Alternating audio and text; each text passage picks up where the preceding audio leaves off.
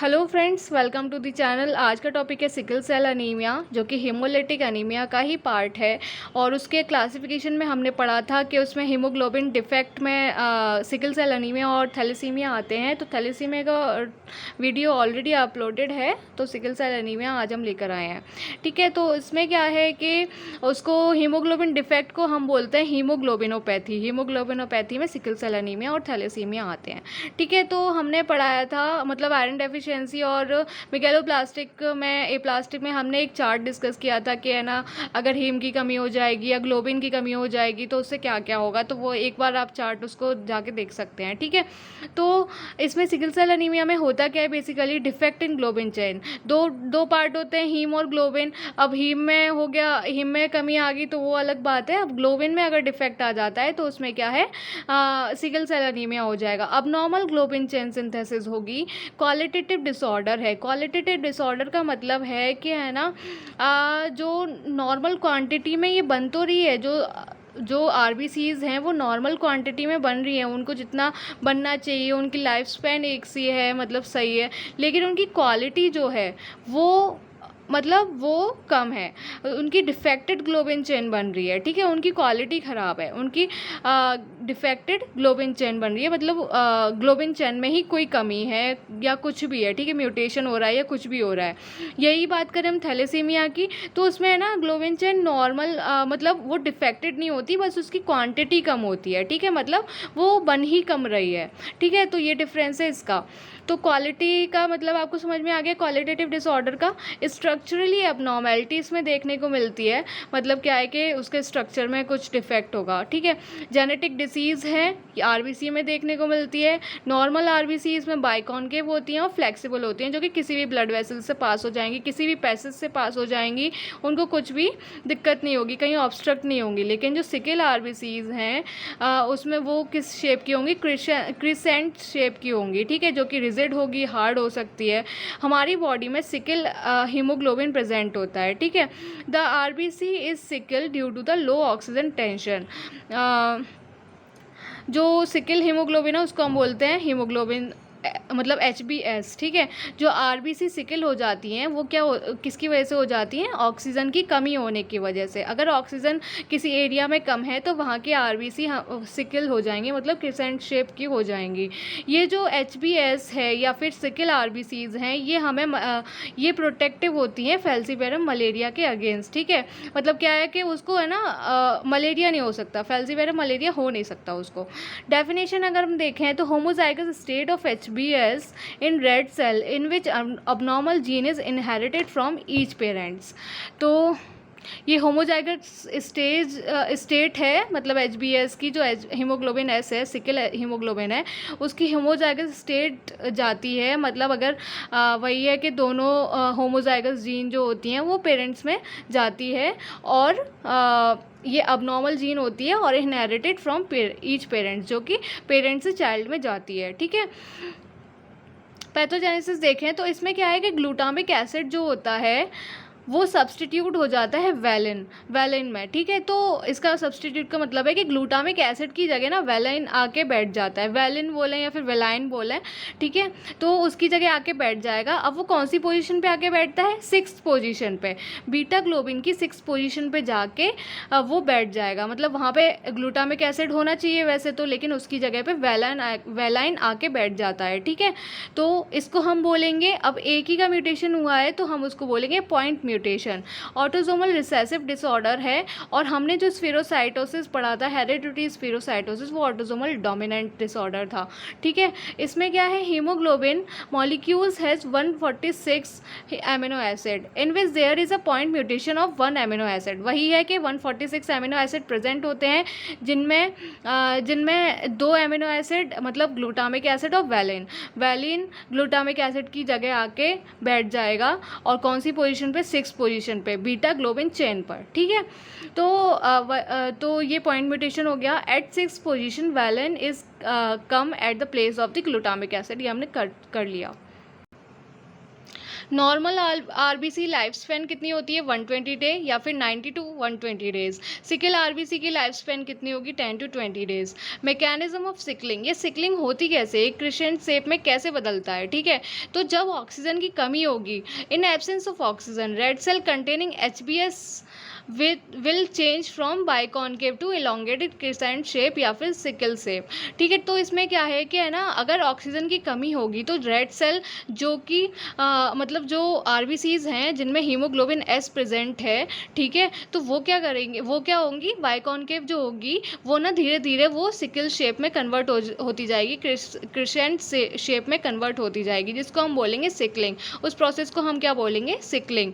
Oxygen की absence में ये होता है। अब रीज़न क्या है, जब ऑक्सीजन एब्सेंट जब ऑक्सीजन नहीं होगी वहाँ पे तो पॉलीमराइजेशन हो जाता है, ठीक है। जो आरबीसी होगी उसका पॉलीमराइजेशन हो जाएगा। Polymerisation of deoxygenated haemoglobin S which aggregate to form elongated rod like polymer. मतलब क्या है कि जो हमें पता है कि नॉर्मली एचबीएस जीन प्रेजेंट होती है हमारी आरबीसी में, तो ऑक्सीजन की एब्सेंस में वो क्या होगा कि डीऑक्सीजनेटेड जो अब वहाँ पे कौन सी कंडीशन हो रही है, डीऑक्सीजनेशन वाली, ठीक है। तो एचबीएस की डीऑक्सीजनेशन होगी तो उससे क्या होगा, पॉलीमराइजेशन हो जाएगा। अब पॉलीमराइजेशन होगा तो वहाँ पे वो एग्रीगेट करने लग जाएंगे, करेंगे और क्या बना लेंगे, इलोंगेटेड रॉड लाइक पॉलीमर, ठीक है। वहाँ पे हमें रॉड लाइक पॉलीमर दिखता है इस तरीके का, ये जो हमें दिख रहे हैं, ठीक है। Deoxygenation causes red cell containing HbS to become rigid and deform. अब क्या है कि ऑक्सीजन की एब्सेंस को हम बोलेंगे डीऑक्सीजनेशन, तो उसमें क्या है कि है ना, रेड सेल जो कि हीमोग्लोबिन एस को कैरी करती है, ठीक है, जिसमें हीमोग्लोबिन एस होता है, तो वो रिजिड हो जाएंगी और डिफॉर्म्ड हो जाएंगी। मतलब वो अपने आप को अपने साइज़ को, शेप को चेंज नहीं कर पाएंगी according to the blood vessel या फिर उनका जो पैसेज होगा, तो अपने आप को वो कन्वर्ट नहीं कर पाएगी, ठीक है। तो वहाँ से पास भी नहीं होगी। The elongated fibre align and distort red cell into the classic sickle shape. वही है कि उनका मतलब उनका शेप चेंज हो जाएगा और सिकल शेप में कन्वर्ट हो जाएगा। तो हमें इसमें कौन कौन सी बातें याद रखनी है, यही कि ऑक्सीजन की एब्सेंस हो जाती है। ऑक्सीजन की एब्सेंस में क्या होता है, हीमोग्लोबिन एस जो होता है, हीमोग्लोबिन एस वाली जो आरबीसीज होती हैं वो बाइकॉन्केव से सिकल शेप में कन्वर्ट हो जाएंगी। सिकल शेप मतलब कुछ इस तरीके का शेप होता है, क्रिसेंट शेप, मतलब जो हमने मतलब मून देखा है ना, मून, तो इस तरीके का होता है, वो इस तरीके की हो जाती हैं, ठीक है, जिसको हम बोलेंगे सिकलिंग। और हमें क्या इसमें याद रखना है कि उसका पॉलीमराइजेशन हो जाता है, एचबीएस वाली आरबीसी का पॉलीमराइजेशन हो जाएगा। और क्या होता है, इलोंगेटेड रॉड लाइक पॉलीमर इसमें होते हैं। और क्या होता है कि है ना, ये रिजिड हो जाती हैं, जो सिकल आरबीसीज होती हैं वो रिजिड और डिफॉर्म्ड हो जाती हैं। डिफॉर्म का मतलब हमें समझ में आना चाहिए कि क्यों हो जाती हैं, ठीक है। तो रिवर्सिबल और इरिवर्सिबल सिकलिंग, हम इसका भी देखते हैं कि क्या होता है। ऑक्सीजन डिपेंडेंट जो होगी वो रिवर्सिबल होगी। रीऑक्सीजनेशन होगा तो वो अपनी साइज़ में, मतलब पहले वाली साइज़ में आ जाएगी। अगर जगह ऑक्सीजन के एब्सेंस में ही तो सिकल शेप बन रही है, सिकल शेप आरबीसी बन रही है, तो इसमें क्या है कि है ना, जब ऑक्सीजन आएगी तो वो अपनी नॉर्मल शेप में आ जाएगी।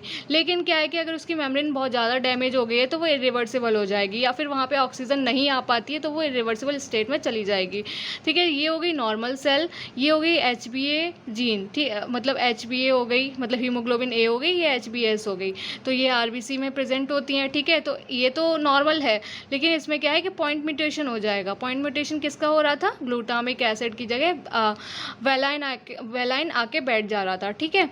तो क्या है कि फिर क्या वो बना रहे थे, आरबीसी में रॉड लाइक पॉलीमर बना रहे थे। रॉड लाइक पॉलीमर की वजह से वो सिकल बन जा रही थी, ठीक है। ये मून वाली शेप में बन जा रही थी, क्रिसेंट शेप में बन जा रही थी, ठीक है। तो क्या है कि हम अगर यहाँ पे ऑक्सीजनेशन हो जाता है तो जो आरबीसी है वो है ना, वो नॉर्मल अपनी कंडीशन में आ जाएगी, ठीक है, रिवर्सिबली सिकल्ड, ठीक है। मतलब क्या है कि अगर यहाँ ऑक्सीजन आ जाती है तो वो अपने वो बाइकॉन्केव शेप में आ जाएगी। अगर यहाँ पे डीऑक्सीजनेशन, मतलब क्या है कि अगर ऑक्सीजन नहीं आती है, उस एनवायरनमेंट में ऑक्सीजन नहीं होती है, तो क्या है कि वो इरिवर्सिबली सिकल्ड हो जाएंगे।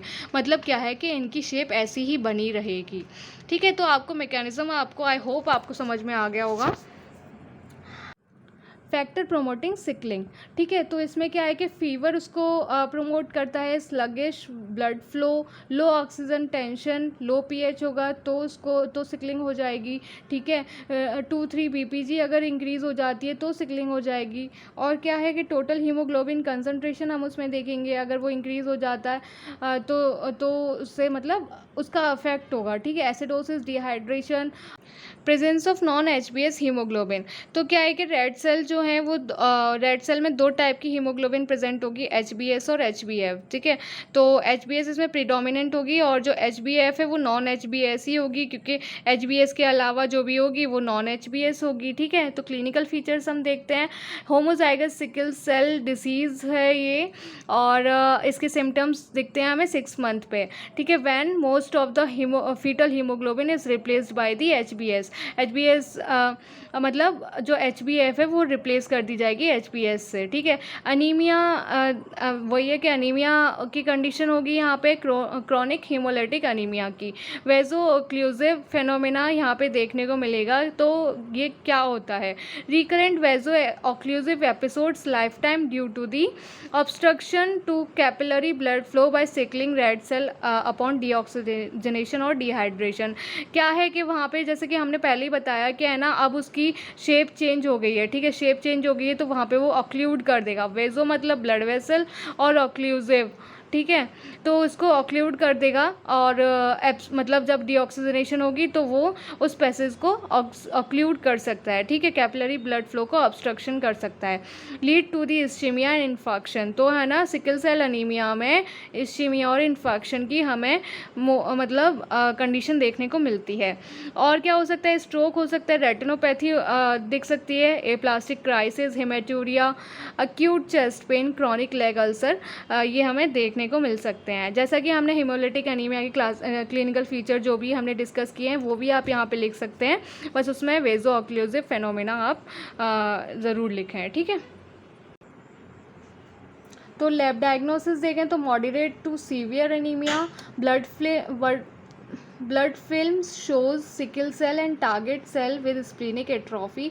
मतलब अगर हम ब्लड फिल्म कराएंगे तो वहाँ पे सिकल सेल और है ना स्प्लीनिक एट्रोफी दिखेगी और वहाँ पे जॉली हॉवेल्स बॉडी दिखेंगी। ठीक है, positive sickling test with reducing substance. वहाँ पे है ना सिकलिंग टेस्ट होगा जो पॉजिटिव होगा, और जैसे कि एग्जांपल है सोडियम मेटाबाइसल्फेट। एचबी इलेक्ट्रोफोरेसिस देखेंगे मतलब करवाएंगे तो उसमें क्या है, नॉर्मल एडल्ट हीमोग्लोबिन तो नॉर्मल होगा और एचबीएस जो है वो सबसे ज़्यादा वहाँ पे होगा, एचबीएफ जो है वो 2 to 20% होगा। तो ये था हमारी सिकल सेल एनीमिया पे वीडियो। अगर आपको वीडियो पसंद आई है तो आप इसको चैनल को सब्सक्राइब करें और वीडियो को लाइक करें। Thank you so much for watching the video. Thank you.